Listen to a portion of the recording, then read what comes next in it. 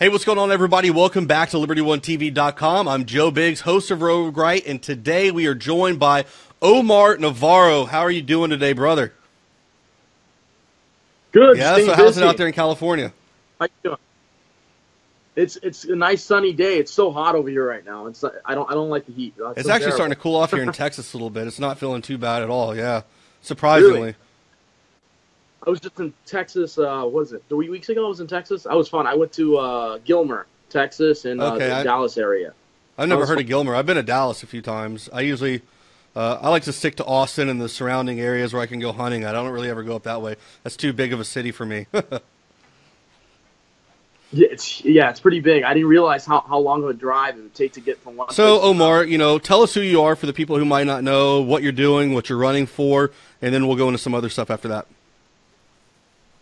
Yeah, my name's Omar Navarro. I'm running for Congress in the 43rd Congressional District of California. I'm challenging Maxine Waters. Maxine Waters has been in office for over 27 years. She lives high in a $4.3 million mansion while the rest of the district can't even afford a carne asada. I'm tired of seeing these career politicians run the state of California down. You have Democrats that have destroyed the state, have promised that they're going to do all these things for people, but they do nothing. They have done nothing for the black community, for the Hispanic community, the white community. They have done nothing. They just sit there, they take from everybody, but yet they don't accomplish anything. So my plan is to work with people in the 43rd Congressional District, to work with people in the state of California, to work with people in the country. But we also have to make sure that we're working with the president. If we're not working with our president, then we're not going to get the job done.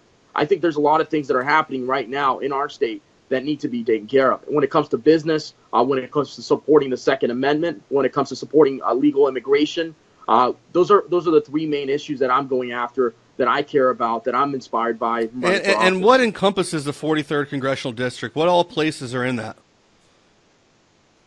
Yeah, you have the city of Inglewood, which is a pretty big city. You have LAX area, Westchester, Playa del Rey. You have Lomita, Lawndale, Hawthorne, Del Air, half of the city of Torrance, because there's it's cut in half. You also have West Carson. So what got you into politics? I mean, you're a young guy. What made you decide to go down that route when you were growing up, and what inspired you or motivated you, so to say, to kind of get involved in politics? Yeah, a lot of people say, what inspired you to be crazy? Yeah. Not a lot of normal people get in politics. I mean, you have to be abnormal to be in politics. Because the average person is so busy taking care of the kids. They're so busy putting their kids on Little League. They're so busy going to Target. They're so busy going to the Best Buy. They're just busy doing basic things, the average life. They're not busy looking into the political process. You'll be lucky if you get someone's attention span in politics 2% of the time in a week. That's how bad it is. I mean, I personally, myself, I got so inspired at a young age. My grandfather taught me the responsibility of being involved in politics. He came from a communist country, Cuba, and he told me, you got to be involved. You got to care about your country, because this country has given so much to me. It's going to give so much to you, so to our family. And, when I left my home country, that stopped being my country. America became my country. And, I left that behind because they betrayed us. They enslaved us. They put us behind, and they killed our family members. And it was just that's what happened under the flag of communism. Fidel Castro was an evil man who enslaved anybody who didn't agree with his viewpoint. And that's what happened in Cuba. But, I learned that at a young age. I had no idea what my grandfather meant. Later on in life, I started learning what it was about. And I studied history, and I started realizing how things were. And I realized how bad it was. And I realized that here in our country, we have two parties. We have the Republican Party and we have the Communist Party. And the Communist Party wants to enslave people. They want to take people's guns because they want to empower themselves to have the guns. They want to take away our veteran Second Amendment right. Why? Because they want to drug them up so they can't. So they go on disability, and they can't go and get a gun. Because if you take away guns away from people that are well trained to handle a weapon, then what happens? You're going to have people. Not saying that the other people are not trained, but the veterans are well trained because they've been in combat. They know what it is to be in a war.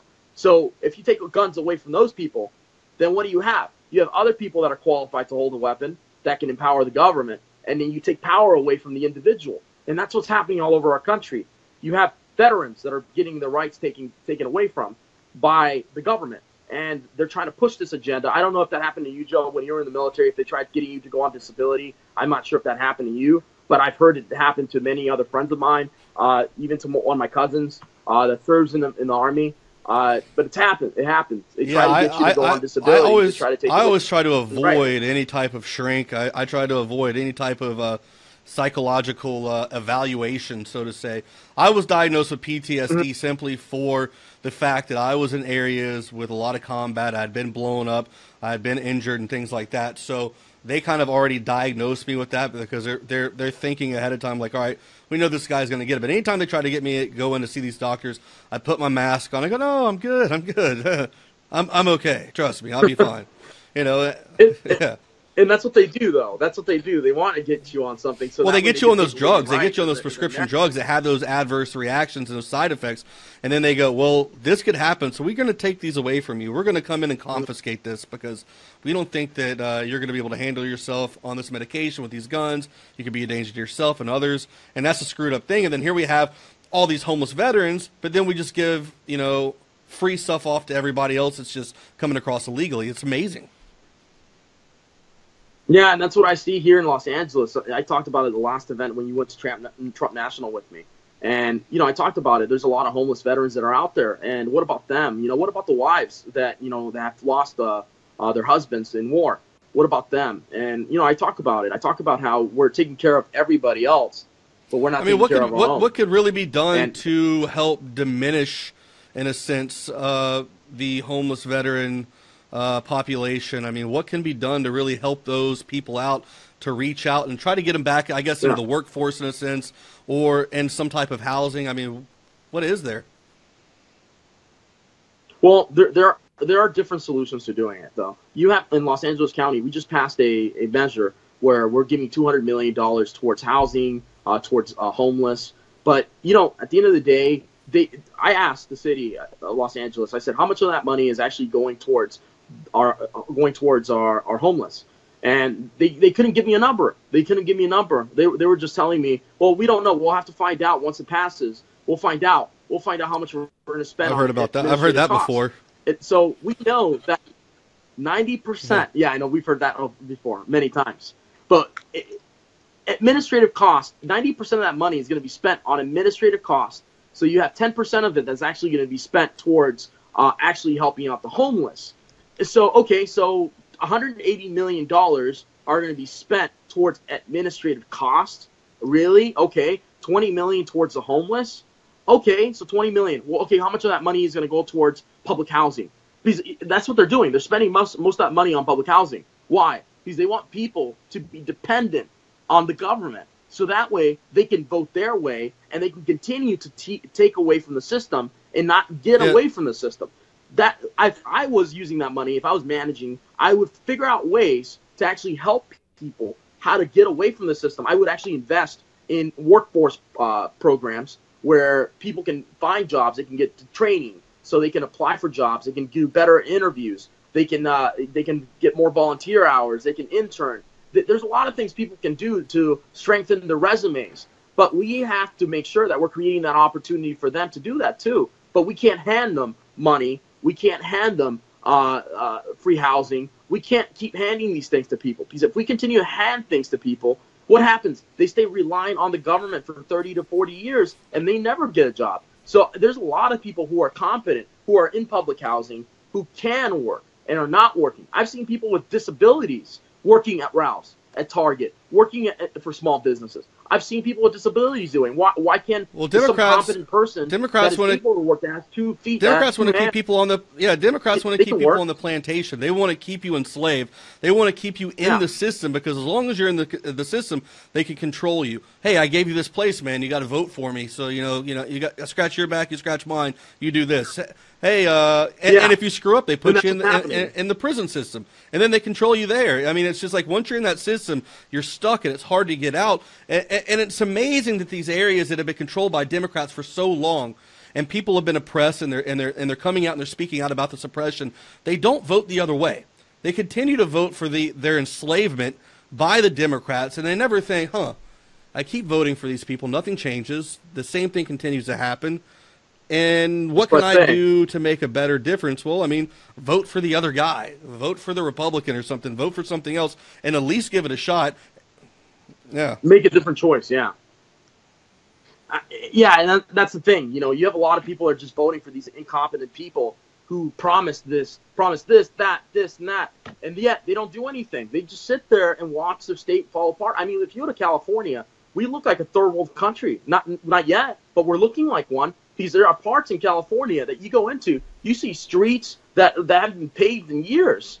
You see communities falling apart. You see businesses that look like they're going to, like, if there's an earthquake, they're going to fall to the ground.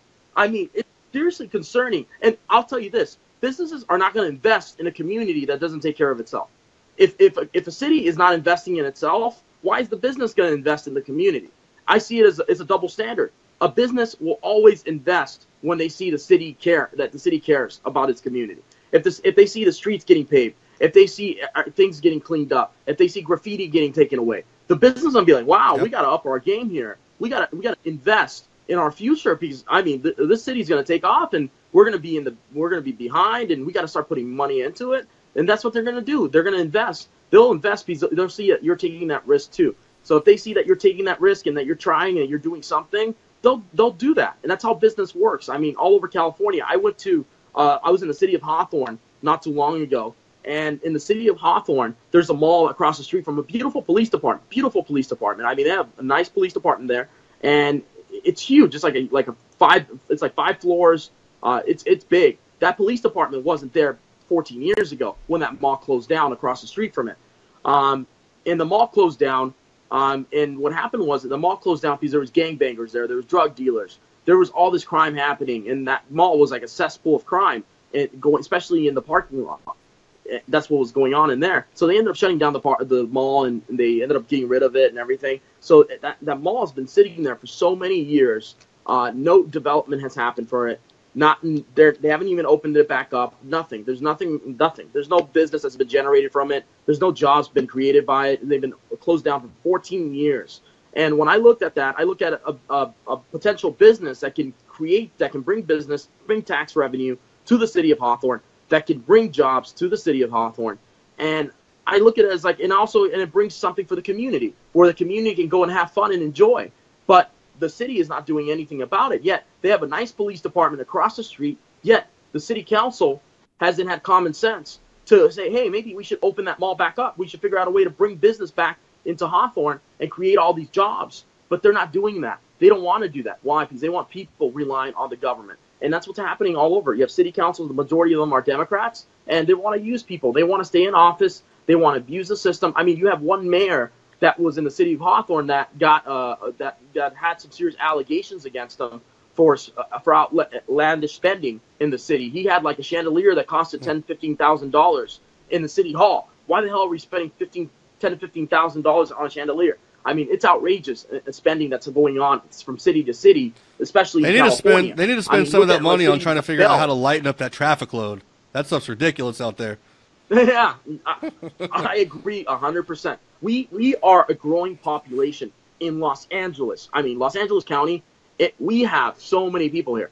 Yet, yeah, I agree with you 100%. We need to start investing. And, I'm in Congress. That's the state assembly, and the governor would be in charge of that. But I would be a voice for it. I would be a voice. We need to add more roads. We need to make sure that we're expanding. We're making sure that we're keeping up with our population, because we have a population that's been growing. I mean, there's a lot of population here, especially in Los Angeles area. I mean, it's huge. And you can't even get anywhere in Los Angeles. All the streets are so small. They're small. Like it's like two cars. And they don't need room for not even 4 cars. All the streets are small. Not only that, they're developing all these high-rise buildings with no parking, and then the people that live around can't even find parking because you have all these people living there, but yet they're not accounting for the parking that's around and the space that's around. So, I mean, that's a serious issue in Los Angeles, what's going on, especially in the downtown area, also near Inglewood. All these apartments, everything going up, but yet they don't account for parking. I think that's a big problem, and the population is increasing every time. And that's why it takes, for a 20-mile drive, how long do you think, how long in Texas? I know in Texas it's like 25 minutes for a 20-mile drive, right? here in Los Angeles is an hour and a half. Yeah, I drove from 2 hours. I drove from Irvine to Palos Verdes to Trump International to your event the last time I saw you and spoke with you and Roger Stone, and that was like a day trip. I mean, it's like leave at 1 o'clock in the afternoon. The event starts at 7. Get back at midnight. Yeah. And it's for a couple hours that we actually spoke and got to hang out. It just takes forever. It's just like, oh my God.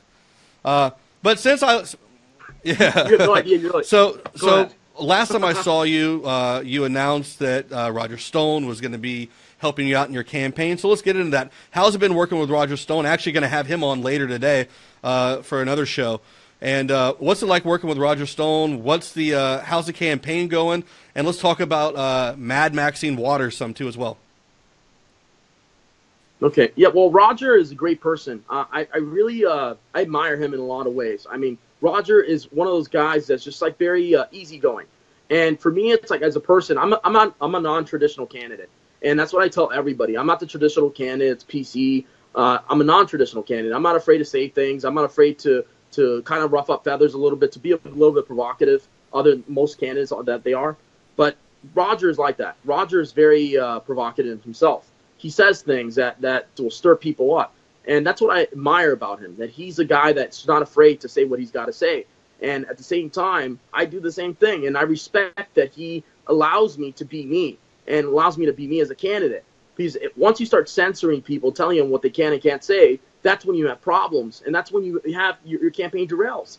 My campaign has gone to a success rate because of people like Roger helping my campaign. He's allowed me, he's opened the door for me to have the success in my campaign. I'm very happy to have him. I mean, I learned a lot too from him too. Sitting down with him, having conversations with him. We just met in Las Vegas not too long ago for an event, and we got to talk to each other at some good Italian restaurant that was over there. I can't remember the name of it. It was in the Tropicana Hotel. And we had a good meeting. And we just talk about bounce ideas off each other and what we're going to do next. And it works. It's a very easy relationship to have, especially when you have someone who doesn't control what you're doing. And I love that about him. I really respect that. And it's admirable that I have that around me. My team that I have, they're people that are just not controlling what I'm doing. They're great. I just put on Adam Wise. He was Milo Yiannopoulos' former publicist. He's working on my campaign now. He's my publicist for my campaign, so he's involved now as of 2 days ago. So I'm going to do some great things. I'm excited. So let's talk about Mad Maxine Waters and why she needs to get the hell out of there. Why people need to vote for you and get rid of someone who has been voted as one of the most corrupt politicians in Congress, right? Numerous times. I mean, people don't like her, but yet she's still there. It's time for a change. It's time to get you in there. So what kind of dirty stuff is she doing? And I see you tweeting something out about how she should be in jail. Get more into that if you can. Yeah, Maxine Waters recently made threats to the President of the United States. She said she was going to take him out. Well, I say, if she says she's going to take out the President, I say she arrest Maxine Waters. She's saying that she's going to take out the President of the United States. I mean, she's not saying the President should go to hell. She's not saying I don't like the President's wig. She's not saying I don't like his suit. I don't like his tie. I don't like who he is. No, she's saying take him out. When you say you're going to take someone out, what does that mean? You're going to take him out. So my concern is we have a sitting congresswoman who's making threats to the president. I'm not sure if those threats are empty because people have made attempts in the past to against Trump, and we don't know because Secret Service knows these things. But they make threats all the time to the president. And do they investigate them? Yes, they do. You bet your ass they do. They go out there and they look into these people and they investigate them. Maxine Waters is no different from those people. Why? Because she's a protected class, because she's a congresswoman, because she's part of an elitist group. Yeah, that's why they're not looking into Maxine Waters, because Maxine Waters is the exception. But if we were talking to a young kid, Hispanic kid, white kid, black kid that's in the inner city, they're going to arrest them. They're going to throw away the key. They're going to go to jail if they made a threat like that. Now, why is Maxine Waters the exception? She is not the exception. Those young kids are finding out that Maxine Waters is getting the red carpet. While Maxine Waters is getting the red carpet, and her crime family is getting the red carpet, her grandson was investigated for bribery, and his charges were dropped to a misdemeanor, yet no one talks about that. No one talks about the investigation about her daughter, her husband, under the One United scandal. I mean, there's a lot of things. Her family is constantly being investigated for something or being tried for something. So, I mean, you got to look at all of that. I wouldn't usually go after a family, but when a family is so corrupt like Maxine Waters' family, that's when you start she's worrying. definitely one of the swamp creatures that needs to be drained and flushed out. Well, there's a lot of swamp creatures here in the state of California that definitely need to be drained. And California, you know, is known as a pretty anti-Second Amendment state. What are your stances on the Second Amendment? You know, what do you believe with that? But did you know that in California we have the majority of gun sales? I mean, I wouldn't doubt it. I mean, I'm sure, you know, when you can't have something, you want more of it. So. Yeah, of course. You know, we have a lot of success with selling guns here in the state of California, but what's going on is you have these politicians like Gavin Newsom, the lieutenant governor, that want to censor the Second Amendment right that every American should have. But they go against the Constitution. They violate our constitutional rights, yet they want to take away our guns because they want to enslave people. Like I said before, Democrats are communists. The Democrat of today is communist. They are not the same Democrat of back in the day. They have changed in a different way. That's why you have people like Bernie Sanders that ran for president openly as a socialist. And you know what a socialist is, and you know what what socialism leads to. I mean, what was Hitler? I'm going to ask you that. You know, National Socialist. What was Hitler?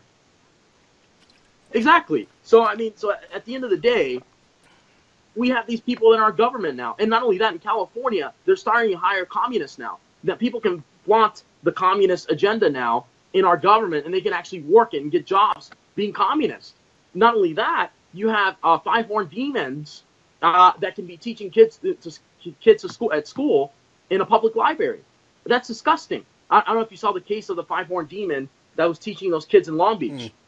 I mean, when I saw that stuff's out of control. I mean, now you're injecting this weird idea into a child's head. It's like the whole thing with Kellogg's. Some guy on Twitter, Hamad something, found that there was a brown corn pop or whatever it is on the back of the cereal box, and all the other ones are yellow, but the brown one was a janitor. And this guy turns this thing into a huge racial issue. And it's just amazing, and it's the liberals look to destroy everything. Is my point? Is they're finding something innocent like cereal boxes and destroy it. Now we're finding something innocent like story time with children in a library where we should be sitting down and having a good time. Now we're injecting this liberal madness into it, and we're bringing in this cross-dressing transgender demon goblin to sit there and read this stuff. And you look at this person's pictures on social media, you're like, oh my God, this guy's like 3 seconds away from spirit cooking with Abramovich or whatever. It's like the Podesta emails, a pedophile. Like at the end of the day, it's like this was disgusting. I mean, when I saw that, it reminded me of the Podesta emails. I looked at that, I was like, a five-horned demon is teaching kids. I was shocked. I was outraged when I saw that. I was like, are you serious? If I had kids, I would be outraged. I would be going to the city council. I would be saying, and I still did, anyways. So I must be a good parent in some way because I'm still going to the city council and I don't have any kids right now. And I'm fighting for those families. I mean, like these are the things that outrage me as a human being when I see a five-horned demon teaching to young kids of 3 to 6 years of age. I have a niece, and when I see that, I was like, no way I'm going to allow that. There's no way, not a chance. It shouldn't take you to even do that, though. Why weren't more parents kind of like? I can't believe I was the only one. How can there not be more parents? If I walked into a public library, I have a daughter. If I walked into a public library and I'm taking her down for story time, and the thing that comes in to read to my daughter looks like the scariest freaking thing I've ever seen on this planet, hell no. And then why? Like, you know why, Joe? It's intimidation. It's intimidation here in the state of California. If you don't go along with this narrative in the state, guess what happens? They call you. You're racist. You're a bigot. You're this, you're that, you must be a Republican, you must be that, you must be this. You know what's happening here in California? They're accepting the Church of Satan now in schools. I don't know if you knew that. I never heard of that. This yesterday. I was talking to a lady at a restaurant. She lives in the city of Long Beach. She has kids in the city of Long Beach that go to school there. I told her about this. I showed her a picture. And this lady was running. I mean, we were talking Spanish, right? She was outraged. She's like, I'm going to get my church. This and this and that and that. She's already texting me about it. Like, she's already trying to organize a protest outside of the library because of what happened. I sent her everything. I sent her where the Church of Satan said, "Hell, Satan, hell, Satan." They said, Long Beach made a comment. The library made a comment about saying that we took down the post because someone's being people are some of the person a certain person is being discriminatory towards the LGBTQ community, whatever, right? So okay, so I'm being discriminatory towards the LGBTQ community, but you didn't state that you had a 5-horned demon reading a book to kids, trying to indoctrinate them into the Church of Satan. You leave that out? I'm sorry, but it wasn't about that. It was about someone wearing 5 horns in the image of a demon. LGBTQS for Satan. Yeah. Oh, yeah. It definitely. It's LGBTQS. Oh that's true. Oh my God, that was so true. So they have Satan in there too, and they're throwing them in. They want kids to accept this. They want kids to accept this propaganda because they want to push Satanism in our schools. They want to push God away, but they want to push Satan in. They want to push Islam in. They want to misguide kids into believing this false narrative. And that's what disgusts me as a human being. I'm Christian. It's amazing to see the stuff that we're seeing coming out of California with this. I mean, the pushing of the 5 demon horn transgender beast thing, reading to kids. You've got the Church of Satan trying to make a comeback in everyday prevalent life. You've got the scandals in Hollywood that everyone's starting to finally come out and talk about the sexual harassment, the assaults, the pedophilia. Corey Feldman's, possibly going to come out, and expose a lot of these people. It's a bad time for Hollywood. Hopefully nothing happens. Well, this guy keeps talking about releasing this stuff, but he hasn't done it. And that's what's going to get him in trouble or get him hurt, is he's talking about it, but he's not doing it. He just needs to make a video, do it, and then people will protect him. People will come around him, and do everything they can to help that guy. So, yeah, in my opinion, the best thing that kid can do is just jump out now and just go ahead and, bam, say it, I hope we don't get a case like a Chester Bennington type story where the guy gets hanged in his house in PV and you find out he committed suicide. Or the Panama Papers, the lady's driving her car and her car blows up. We know something beyond that. Yeah, that can happen too. We don't know. The deep state is alive. It's alive and well in California, so that's why we need somebody like you to come there. That's why we need you, Omar. So, Omar, how can people support you and help you in in any way, even if they don't live in California? What can people do to help you out? Really important. I need to fundraise money to the campaign. I raised a good amount of money already, but I still need to raise a lot more. Maxine Waters is a political animal. She's part of a crime family, which has disposable income. They can pour money into a race like no days tomorrow. But my campaign is running on the people. My campaign is running on the people who support me. And I need their support. They can go to my website, omarnavarro.com, OMARNAVARRO.com, omarnavarro.com, and they can donate to my campaign. Those of them that live in California that want to help out, that want to get involved in the campaign, they can volunteer. They can go to my website, omarnavarro.com, and they can volunteer on there, and they can submit what they want to do, because there's different things that they can do for the campaign. Even if they don't live in the state, they can make phone calls. They can. There's a lot. They can market me online on Facebook. There's a lot of things they can do. So it doesn't matter what state you live in, but you can still donate. You can still volunteer your time. I really thank you for having me on, and I thank you for your service. I say that all the time when I talk to you, because it's appreciated that you did that. And I have a cousin that's in the military, and I'm thankful for what she did for our country. And it's very surprising to see that our veterans are not being remembered, and they're being forgotten. They're taking a knee when they should be taking a high. I feel you there, man. Well, thanks for coming on today, Omar. I appreciate it, man. And good luck in the race, and we'll see you again. And I'll try to get back out there and do another event with you here pretty soon. Yeah, I might bring you down for another event. Brother. We'll talk after. See you later. Thanks, brother. Take care.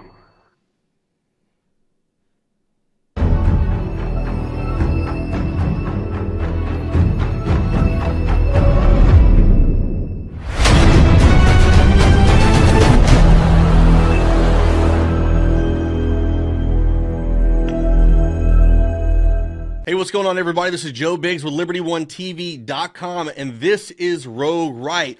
I just wanted to inform all of you guys out there, we have a brand new hoodie at the store. What better way to go out to these different protests and trigger liberals than with a Rogue Right hoodie?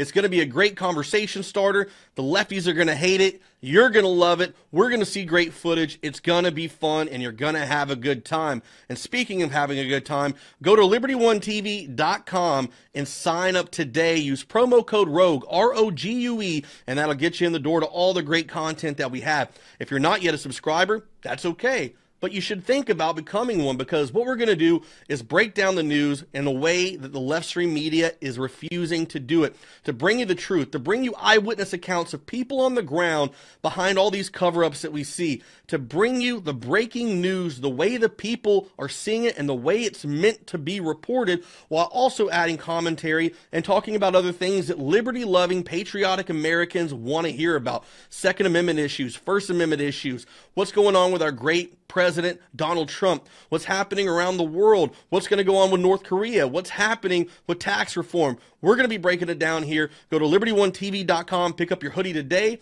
and if you haven't subscribed, go subscribe today. We'll see you on the next episode of Rogue Right. Thanks for watching. Well, that's it, guys. Thank you for watching today's show.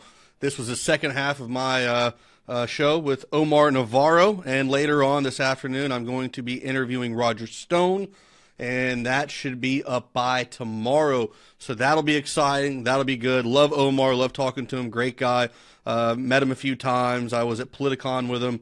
Spoke at his event at Trump International in Palos Verdes, California, with Roger Stone and many others. And thank you for watching Rogue Right. Also, if you have not subscribed yet, do it. What are you waiting for? And go get that subscription for yourself, one of your loved ones. Christmas is around the corner. It just feels like my daughter was born yesterday, and yesterday she turned 6 months. So that came around the corner really fast, and before you know it, it's going to be Christmas. So it's time to start shopping now. Get a subscription and pick up one of these awesome Rogue Right hoodies that I am wearing around the studio all the time. I love it. I'll see you guys later. We'll see you tomorrow with Roger Stone. All right, guys? Have a good night.